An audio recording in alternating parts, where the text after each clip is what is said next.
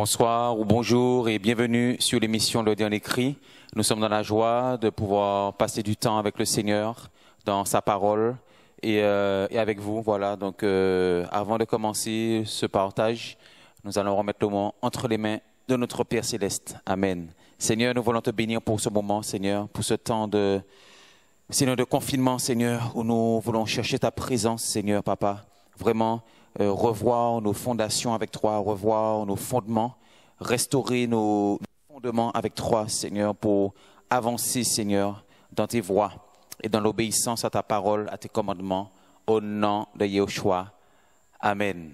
Voilà, donc je suis dans la joie de nous retrouver et j'ai à cœur de faire cette petite exhortation pour compléter le partage biblique que nous avons eu sur la loi cérémonielle et la loi morale. Alors, nous allons prendre deux passages pour encore aller plus en profondeur dans la différence qu'il y a entre la loi morale qui a été donnée en Exode 19 avec Moïse, cette loi morale qui décrit la nature du Seigneur, qui décrit la justice du Seigneur. Voilà, tu ne voleras pas, tu ne prendras pas la femme de ton prochain, tu ne convoiteras pas, tu ne verras pas la nudité de ton père, la nudité de ta sœur, tu feras du bien à ton prochain, tu seras solidaire avec celui qui est en difficulté, avec le pauvre, tu prendras soin de l'orphelin. Voilà, la loi morale en fait. Et la loi cérémonielle concernait toutes les pratiques du judaïsme, toutes les pratiques, les rituels, la purification, les ordonnances aussi qui étaient relatives au culte et au sanctuaire terrestre. Donc nous avons vu que les lois cérémonielles, depuis Exode, nous avons vu quelques types de lois cérémonielles comme le Shabbat, comme la circoncision, comme les dîmes, la dîme, effectivement comme la prêtrise lévitique qui était réservée à une classe spécifique de sacrificateurs, de serviteurs qui étaient assignés au temple, au tabernacle de Moïse et au temple de Jérusalem. Ils étaient assignés au lieu saint et sur le parvis de l'autel pour offrir les sacrifices et pour accorder, pour accueillir le peuple.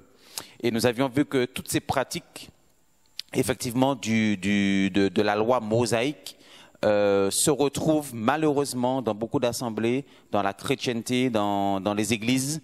Et voilà pourquoi le Seigneur veut réformer nos cœurs. Il veut réformer l'Église en profondeur pour que nous puissions nous préparer au retour du Seigneur. Le Seigneur vient chercher une Église glorieuse, une Église sans tache, une Église sans rides, une Église qui n'est pas bâtie par la religion, une Église qui n'est pas bâtie sur un fondement sableux, un fondement religieux, mais uniquement sur le fondement de Christ, le fondement du Mashiach, du Seigneur Yahushua, qui est la tête, le chef de l'Église, la pierre angulaire qui est incontournable dans le fondement de l'Église, de l'Ecclésia. Voilà.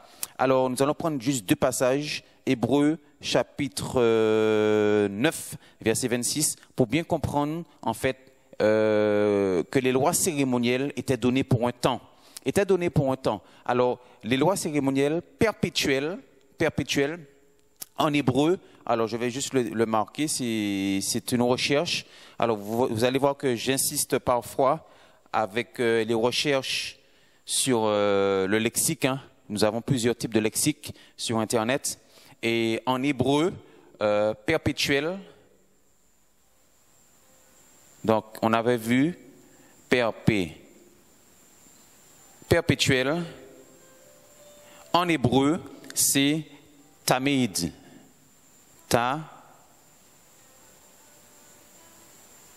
Voilà.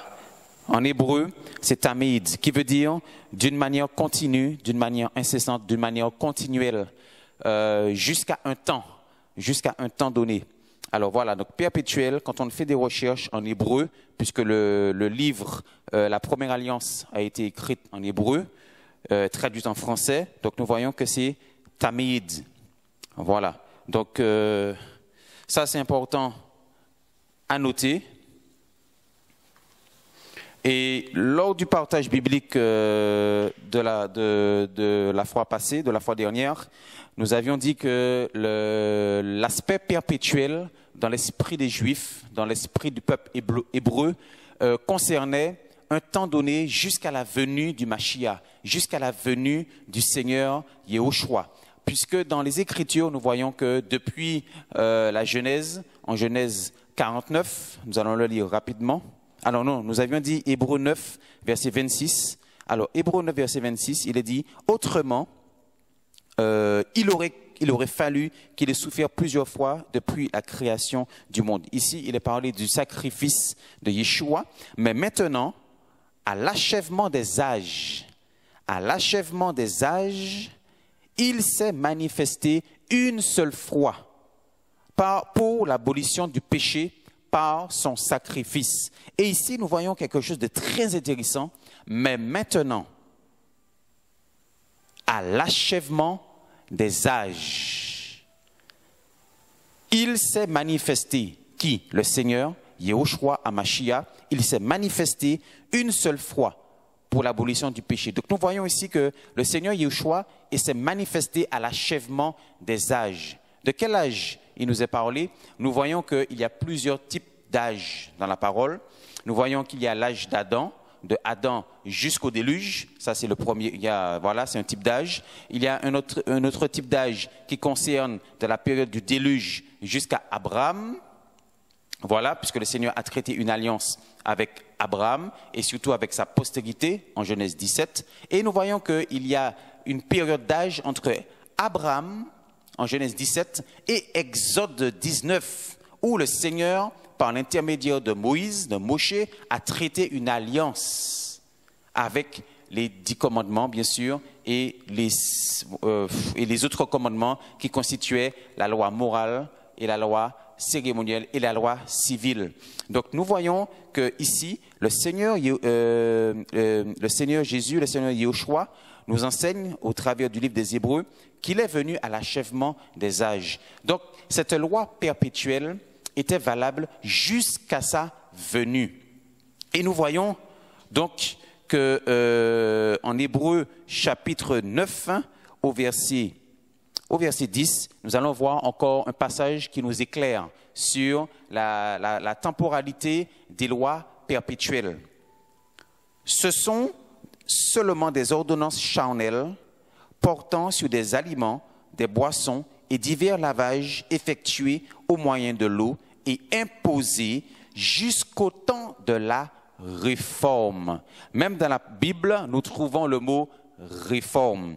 Il est dit ici que dans le sanctuaire, dans le service divin, dans le service que les Hébreux devaient rendre au Seigneur, il avait institué des ordonnances charnelles, donc des ordonnances qui étaient perpétuelles aussi et qui étaient valables, qui étaient imposées jusqu'au temps de la réforme. Et dans ces ordonnances charnelles, ces lois perpétuelles, on retrouve aussi, il y avait des différents types de lois sur les aliments, le sang, les boissons, la purification. C'est les Juifs devaient se purifier énormément, même avant la première fête de Pâques. Il y avait un système de purification. Voilà, ils passaient par des divers rituels.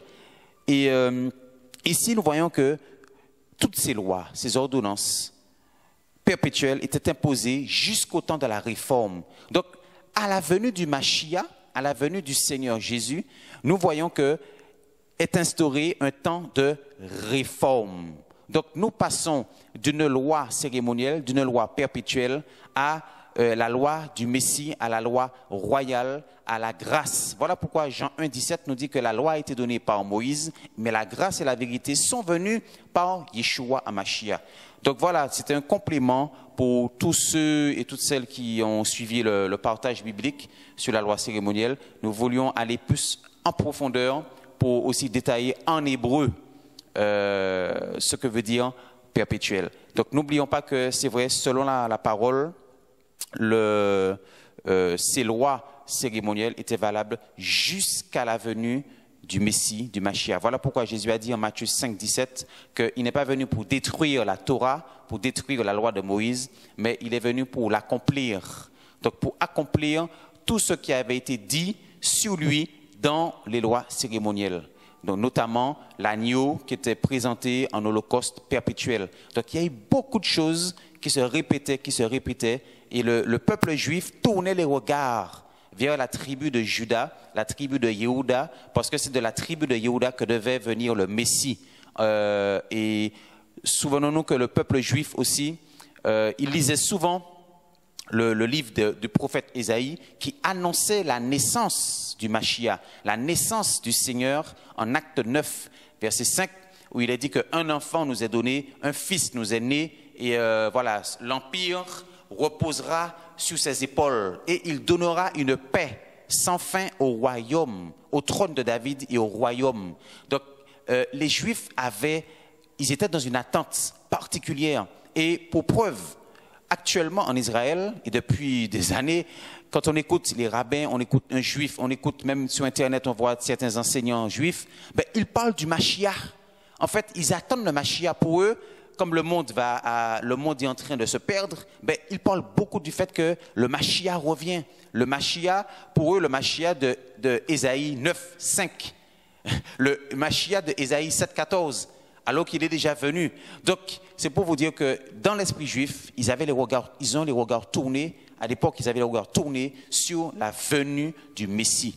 Voilà. Donc, c'est un compliment. Donc, je vous exhorte et je nous exhorte vraiment à faire des recherches, voilà, pour mieux comprendre encore la parole du Seigneur.